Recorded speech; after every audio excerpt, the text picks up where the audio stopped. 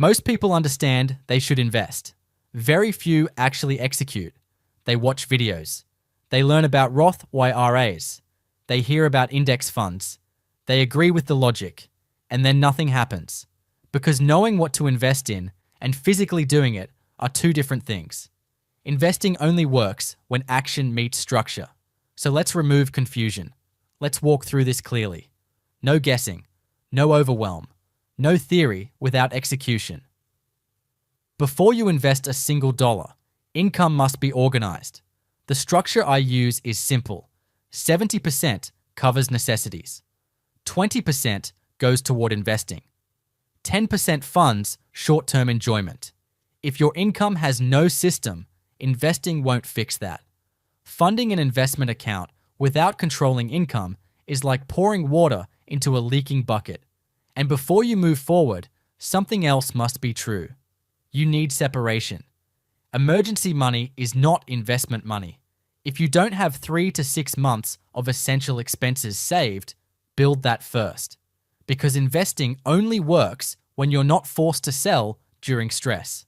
Long-term money must be long-term.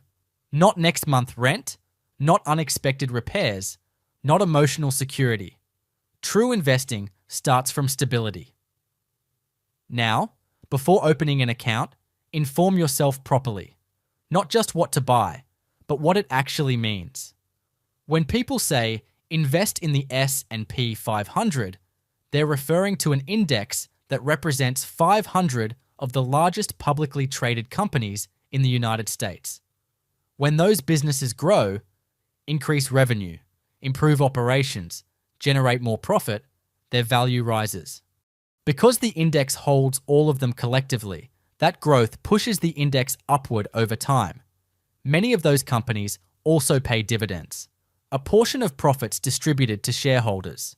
When dividends are reinvested, they purchase more shares. Those shares generate more dividends. That creates compound growth. You're not just buying a stock ticker. You're owning productive businesses that expand, generate cash flow, and reinvest. That cycle, business growth, profit generation, dividend distribution, reinvestment, is the engine behind long-term wealth building. But you also need to understand something equally important. The market does not move in a straight line. It rises over decades, but it falls along the way. There will be years when your account is down, sometimes significantly. That is not failure. That is volatility. If you invest $1,000 and it temporarily becomes $800, the system is not broken. That fluctuation is the price of long-term growth. If that reality feels unbearable, pause and learn more before investing. Because execution without emotional preparation leads to panic, and panic destroys compounding. Now let's clarify one more thing. Index funds and ETFs can track the exact same index. The exposure is the same. The difference is structure. An index fund is typically purchased directly through a brokerage and may require minimum investments. An ETF, exchange-traded fund, trades like a stock. It can be purchased throughout the trading day. Most brokerages allow fractional shares. That means you can invest $50 or $100 without needing enough for a full share. For beginners, ETFs are often more flexible. Same economic ownership, lower barrier to entry. Inside a Roth IRA, a straightforward allocation could look like this: 80% into VOO, 20% into QQQM. VOO tracks the S&P 500, broad exposure to the US economy, diversified, established, historically resilient. QQQM tracks the NASDAQ 100, more concentrated in innovative, high-growth companies, higher potential upside, higher volatility. The 80% provides foundation. The 20% adds acceleration.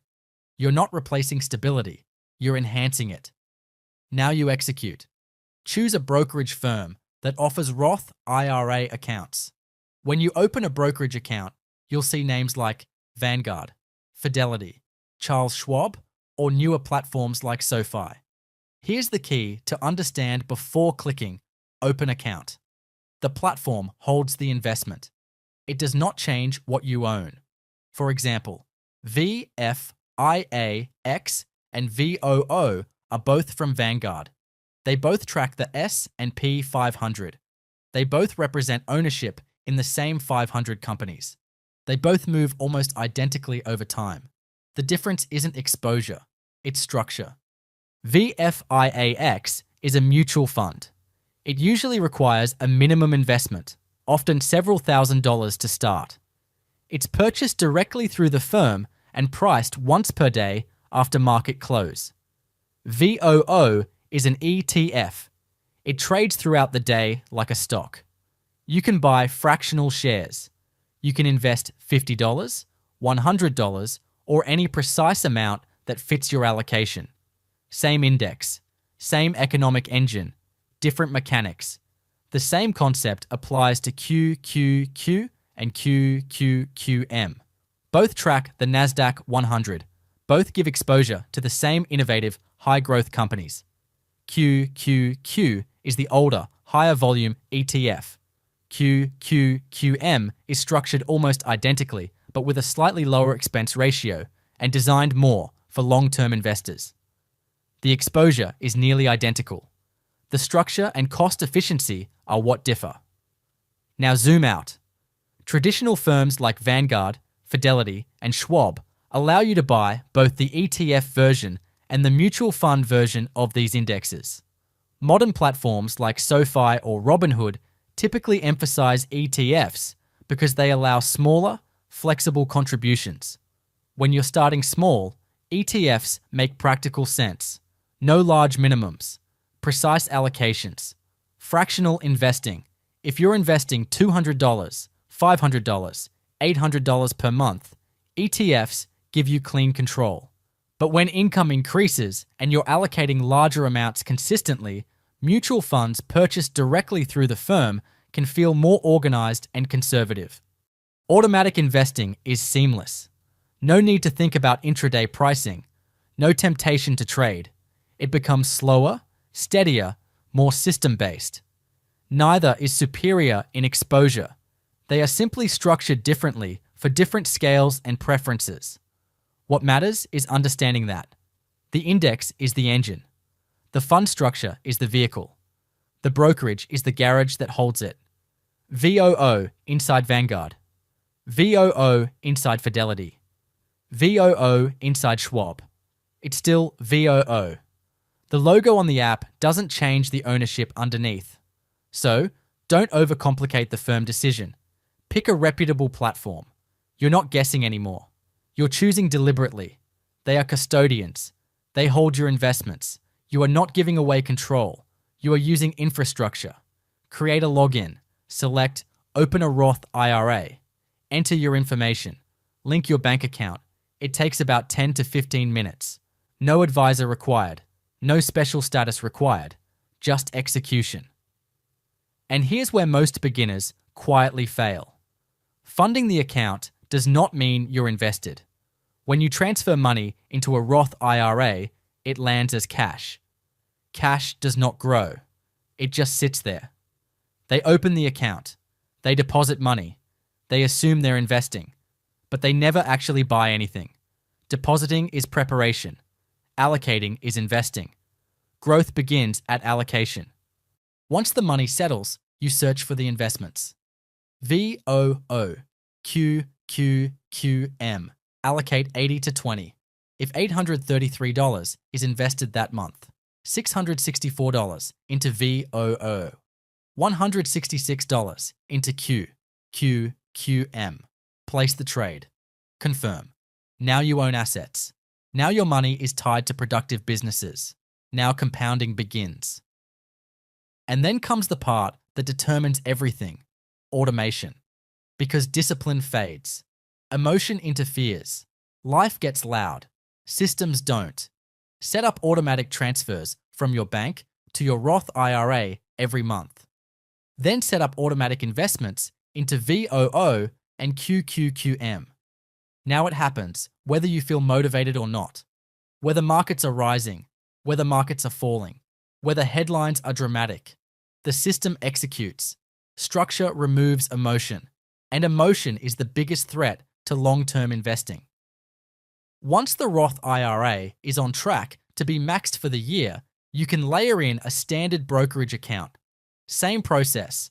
Open, fund, allocate, automate. This account doesn't provide tax-free growth like a Roth IRA, but it provides flexibility. Idle cash becomes productive instead of stagnant. Growth continues while you build capital for business, property, or expansion. Consistency builds compounding. Compounding builds freedom. If you choose to add Bitcoin, the same discipline applies. Open a reputable exchange. Fund intentionally. Purchase with allocation rules. Store securely. Automate recurring buys if aligned with your strategy. No chasing. No emotional reactions. No abandoning the core structure. Layer risk on top of stability. Never replace it. Notice something. None of this is complicated. It only feels complicated when income has no structure and expectations are unrealistic. Once stability is built, once emergency funds are separated, once you understand volatility, execution becomes mechanical. Open, fund, allocate, automate, that's it. The difficulty isn't technical, it's behavioral. Most people delay because they think they need more knowledge. But clarity comes from action, and confidence comes from repetition. You don't build wealth by understanding Roth IRAs. You build wealth by opening one. You don't build wealth by learning about index funds. You build wealth by owning them. You don't build wealth by planning automation. You build wealth by turning it on. The difference between stuck and compounding is usually one afternoon of execution, one login, one transfer, one allocation, one automation setting. After that, the system runs and systems scale. Investing stops feeling overwhelming when structure, knowledge, and behavior align. The hard part was never the market. It was taking the first structured step. Once stability is protected, once tax-advantaged growth is automated, once expectations are realistic, you stop reacting. You start directing. Structure determines where money goes. Behavior determines whether it stays invested. Execution determines whether it grows. And when those three align, the future isn't random. It's built.